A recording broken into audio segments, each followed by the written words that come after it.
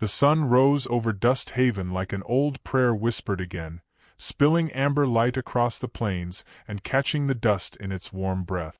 Clayton Boone, 30 years old and broad as a barn door, stood by the small white cross that marked his wife's grave. The wind tugged at the brim of his hat, carrying the smell of sagebrush and the soft moan of something missing. He had not spoken aloud to Maybelle in a year, but some mornings the silence between them felt thinner than others. He brushed the dirt from his gloves and murmured, "You'd laugh if you saw me now." His voice, gravelly and low, trembled into quiet. The cattle lowed beyond the fence line, the only answer he'd get. He turned his horse toward town, the weight of emptiness riding beside him. He needed a cook, someone to keep the ranch from sinking into disarray.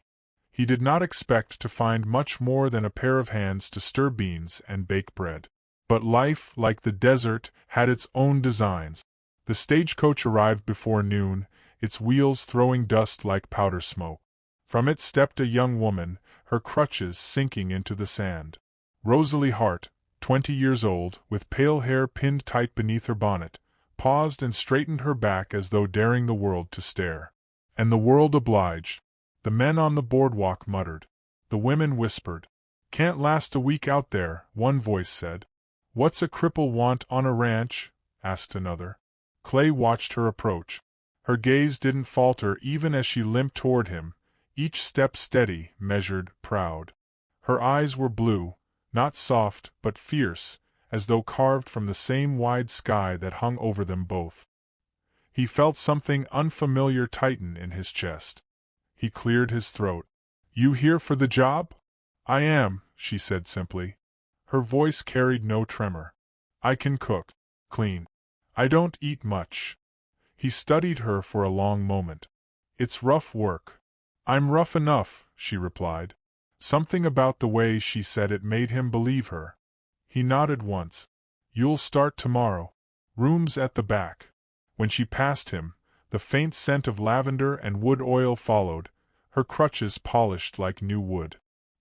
He found himself turning after her as she climbed into the wagon, surprised by the steadiness of her movements.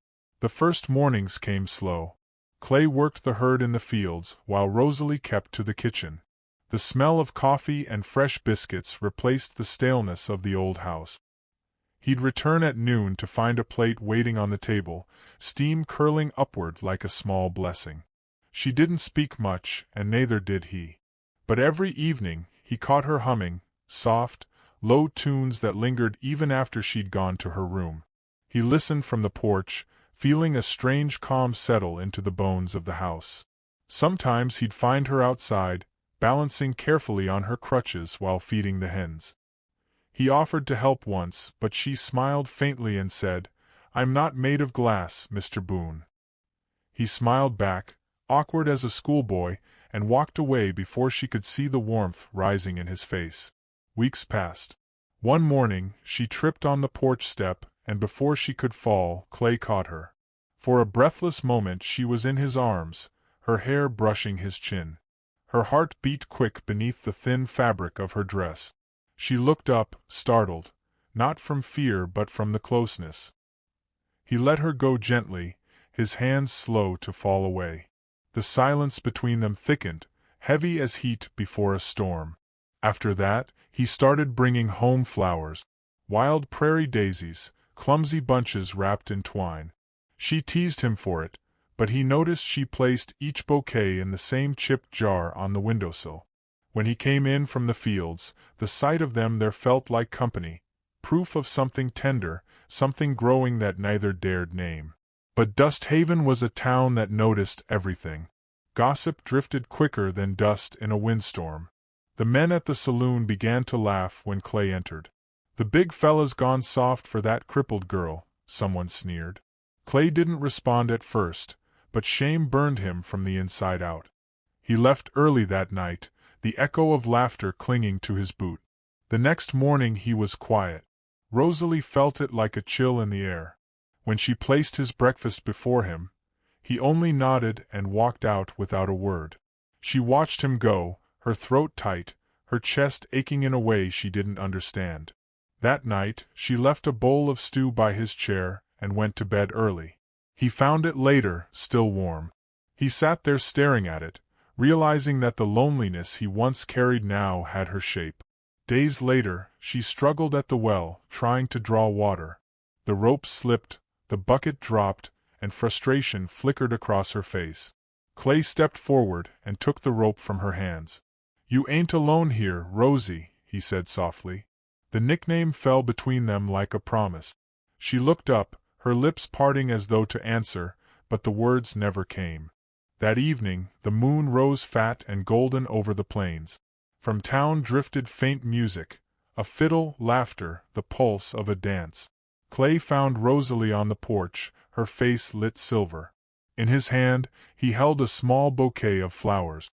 "These are for you," he said, voice barely above a whisper. She smiled. "You keep bringing me flowers, Mr. Boone. What for?" "Guess I like how they look on my windowsill." "Guess I know better than that," she said, her eyes soft but searching. The music from town swelled, carried on the wind. Clay hesitated. Then, almost shyly, he said, "Would you try a dance with me?" She laughed once, breathless. "Clay, I've got wooden legs, remember?" He took a step closer. "Then I'll be your strength." Before she could protest, he lifted her easily into his arms. Her crutches clattered softly against the porch rail. They swayed together under the moon, the rhythm slow and uncertain. She rested one hand on his shoulder, the other near his heart. He could smell her hair, soap, cedar, and something sweeter beneath. The world seemed to hold its breath. When he leaned down and kissed her, it was not fire or hunger but something quieter, like rain falling on dry earth. She trembled once, then kissed him back, her fingers curling into his shirt as though she'd found solid ground. For the first time since Maybelle's death, Clay Boone felt whole. But just beyond the fence, a lantern flickered. A figure watched, Eleanor Pike, the widow whose gossip traveled faster than truth. By dawn, Dusthaven was buzzing. The giant Cowboy's lost his mind, they said. Took up with that cripple girl. Sheriff Dugan rode out to the ranch, hat low, pity written all over his face. "Clay," he said, "you're a decent man. Folks are talkin'. This ain't right." Clay said nothing.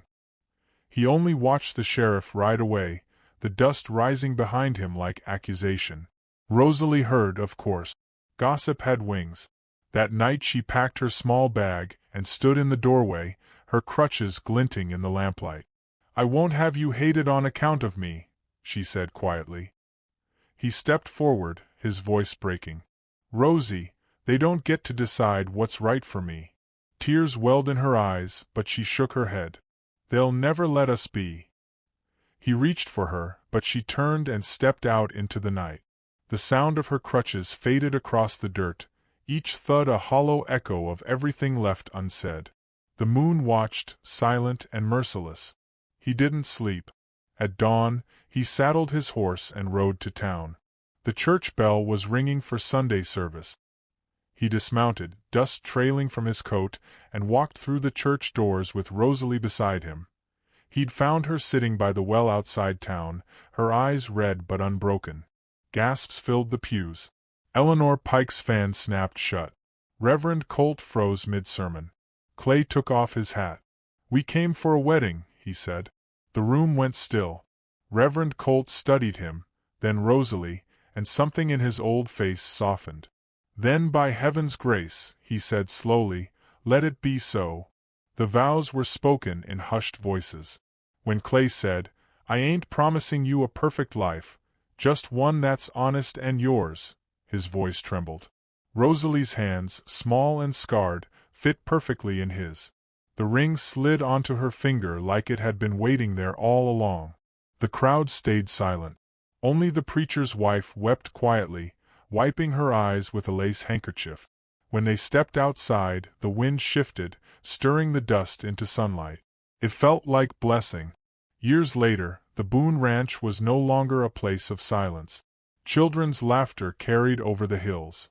Rosalie moved through fields of sunflowers, her crutches steady, her smile brighter than the horizon.